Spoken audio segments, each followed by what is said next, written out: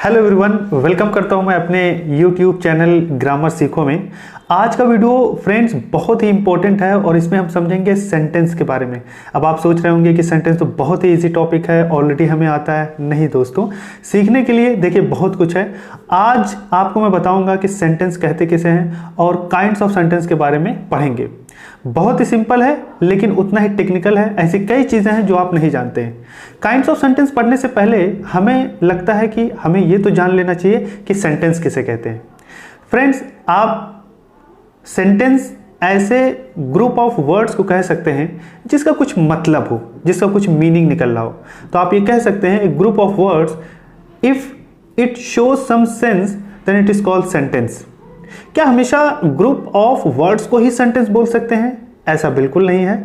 एक वर्ड से भी आप सेंटेंस बना सकते हैं। अब आप सरप्राइज हो रहे होंगे कि एक वर्ड सिर्फ सेंटेंस कैसे बना सकते हैं। जैसे मैं कहूं गो, तो ये गो एक सेंटेंस है। क्यों?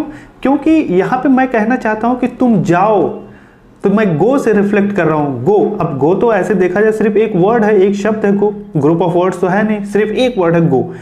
कैसे ये सेंटेंस हो गया? लेकिन ये सेंटेंस है। मैं भी जब काइंड्स ऑफ सेंटेंस बताऊंगा तो मैं आपको बताऊंगा ये किस काइंड का सेंटेंस है, किस टाइप का सेंटेंस है। तो अगर हम बात करें वर्ड की और हम नीचे स्तर पर जाएं तो आप कह सकते हैं कि जो लेटर्स होते हैं उनके ग्रुप्स को हम वर्ड बोल देते हैं, शब्द बोल देते हैं। शब्द कैसे बनते हैं? लेटर से, A B C D E F, A से लेकर जेड तक, इनके कॉम्बिनेशन से शब्द बनते हैं। और ऊपर आए, लेटर से शब्द, शब्द से सेंटेंस, सेंटेंस से पैसेज बनते हैं, पैसेज से बुक्स बन जाती हैं, चैप्टर बन जाते हैं, चैप्टर से बुक बन जाते हैं, ऐसे ये बढ़ते रहते हैं।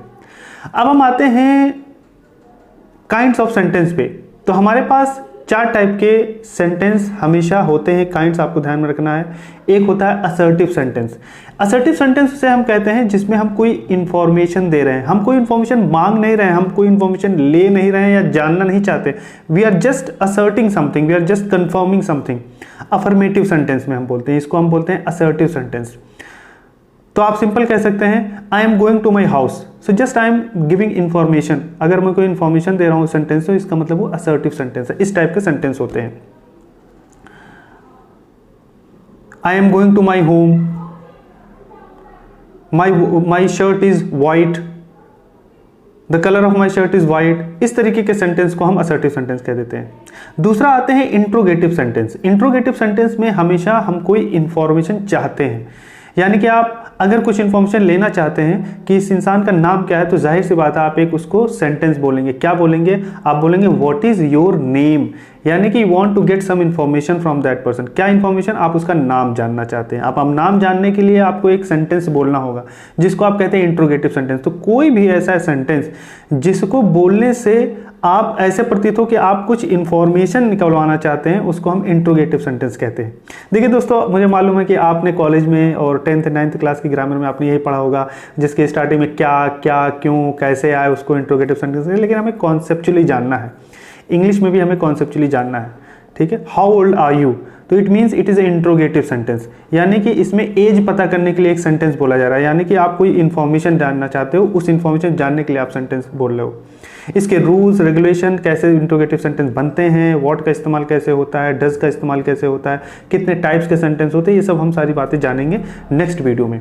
दूसरा हम टाइप आते हैं, तो पहला हमने टाइप पढ़ लिया असर्टिव सेंटेंस, दूसरा हमने टाइप पढ़ लिया इंट्रोगेटिव सेंटेंस, तीसरा हम टाइप पढ़ेंगे एक्सक्लेमेटरी सेंटेंस। एक्सक्लेमेटरी सेंटेंस में क्या होता है दोस्तों?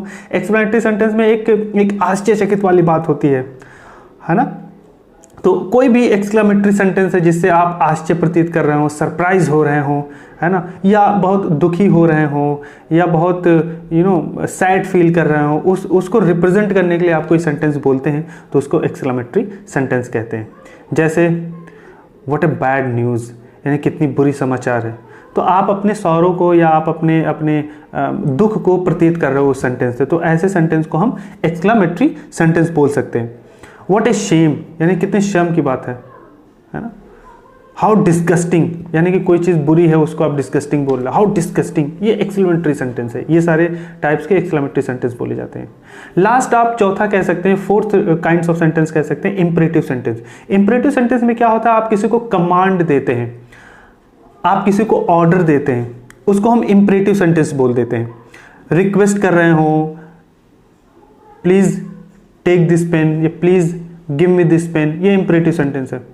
अब जो मैंने पहला सेंटेंस बोला था गो, दैट इज कमांड, आप किसी को कमांड दे रहे हो, ऑर्डर दे रहे हो, गो, तो इंपरेटिव सेंटेंस है। अब ये सेंटेंस ही तो तभी तो हम इसको इंपरेटिव सेंटेंस में कैटेगराइज कर रहे हैं। तो आप ये मत सोचना कि एक शब्द का सेंटेंस नहीं बन सकता, एक शब्द से भी सेंटेंस बन सकता है। एक्चुअली ये प्रेजेंट इंडेफिनिट टाइप का टेंस होता है, इसमें यू छुपा होता है, हिडन रहता है, वो आगे आपको बताया जाएगा आगे के लेक्चर्स में। तो मैं उम्मीद करता हूँ कि जो चारों सेंटेंस हमने पढ़े मैं फिर से रिपीट कर देता हूँ। पहला हो गया आपका असर्टिव सेंटेंस, यानी कि डिक्लेरेटिव सेंटेंस, जिसमें आप कुछ डिक्लेयर करते हैं, असर्ट करते हैं। दूसरा हो गया आपका इंट्रोगेटिव सेंटेंस, यानी कि ऐसा सेंटेंस जिससे आप कुछ इन्फॉर्मेशन चाहते हैं सेंटेंस बोल के। तीसरा हो गया एक्सप्लेनेटरी सेंटेंस। चौथा हो गया imperative sentence. So I hope कि आपको ये वीडियो समझ में आया होगा। Thank you so much.